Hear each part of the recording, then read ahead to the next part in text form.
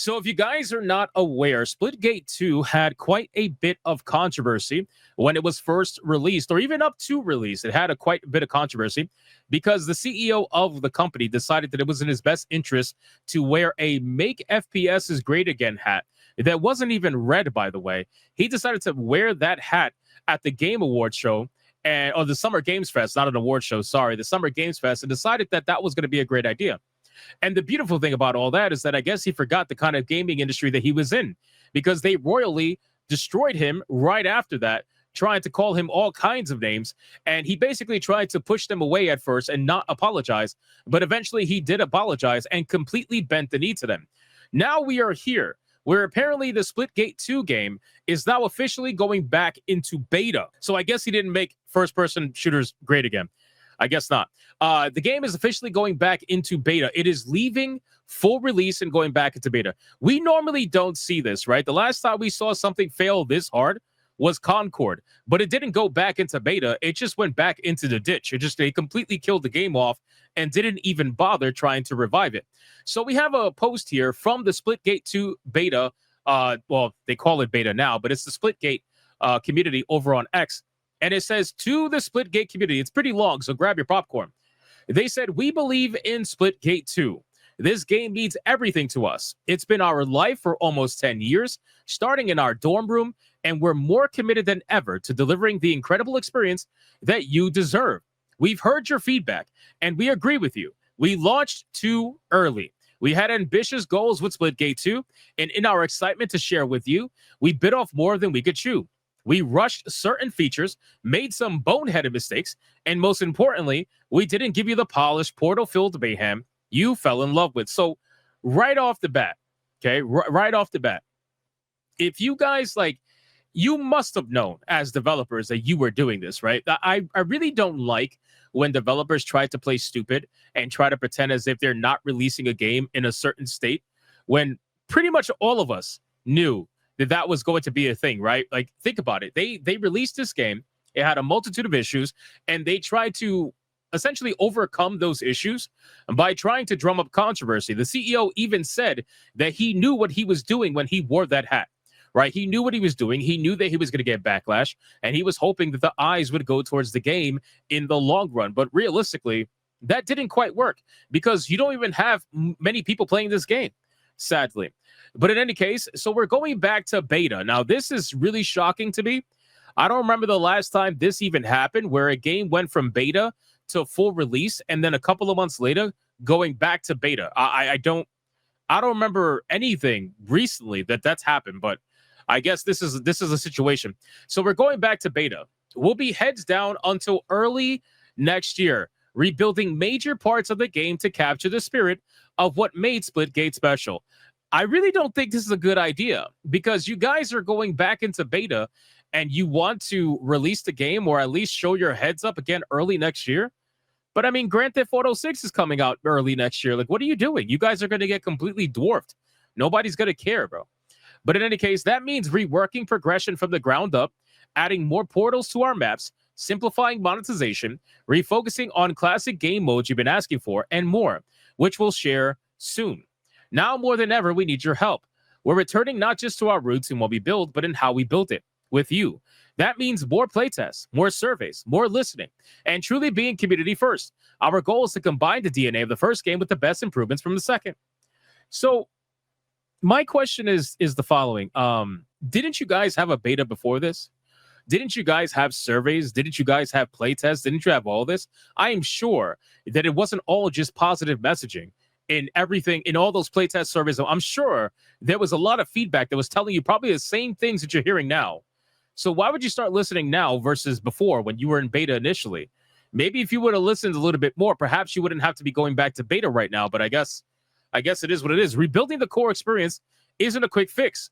That's true, I suppose. It's a long-term commitment to give ourselves the time to build the Splitgate you deserve.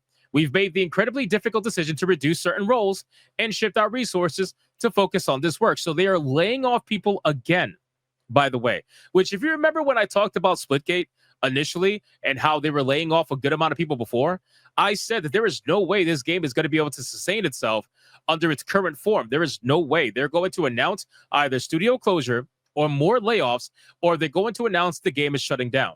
Now, they didn't quite announce that the game is shutting down, but they are announcing that they're doing layoffs again. So we got more layoffs, and this team is trying to convince you that they're somehow going to be able to rework damn near the entire core experience of the game and re-release the game. I don't know. It just seems a little bit too good to be true. He says, this is heartbreaking. These are our teammates and our friends, and they helped build what we have today. They're receiving severance and job placement support, and we're committed to doing everything that we can to help them through this transition. We hope to bring them back when we can. In an effort to retain as many team members as possible, we're also going to be shutting down the... Whoa, what? Oh, now it just got crazy. Wait a second. So they are what? They are going to be shutting down the OG Splitgate servers also?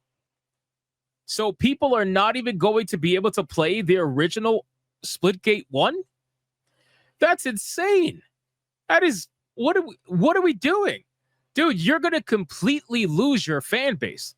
They don't even have something to play in the meantime. And you guys are shutting down the servers for the original game while you work on trying to fix the second game? That doesn't make any sense. Don't you want something that's going to maintain the playership? Don't you want something that's going to, like, keep people interested? I don't get it. I don't understand. While we love to keep the servers online indefinitely, it costs us hundreds of thousands of dollars over the past years, and we have to prioritize our team. Like us, we know the game means a lot to so many of you, so we are exploring the possibility of supporting offline or peer-to-peer matches. Well, that's good.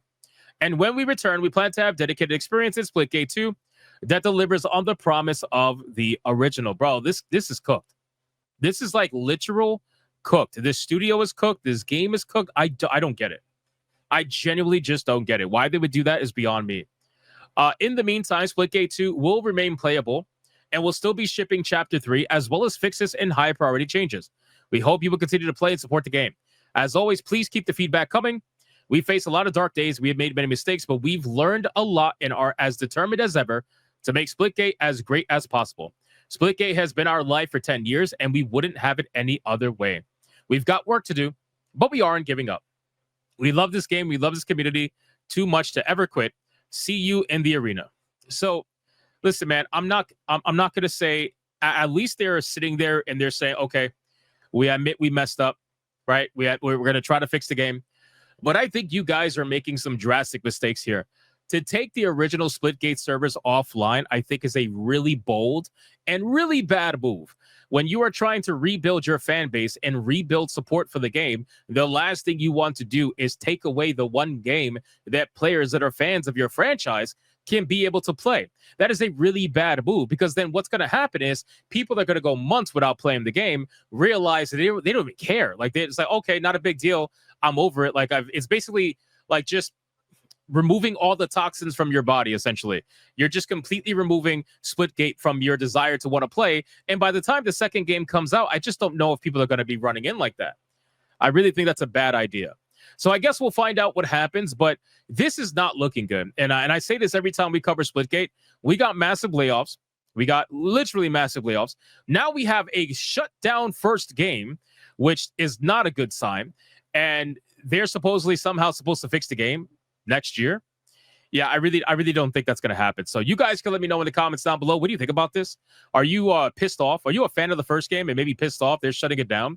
Do you not care about Splitgate at all? Or do you think this is a really good idea on their end? Whatever that may be, leave a comment down below. And if you enjoyed the video, consider hitting that like, subscribe for more. And I'll see you guys on the next one.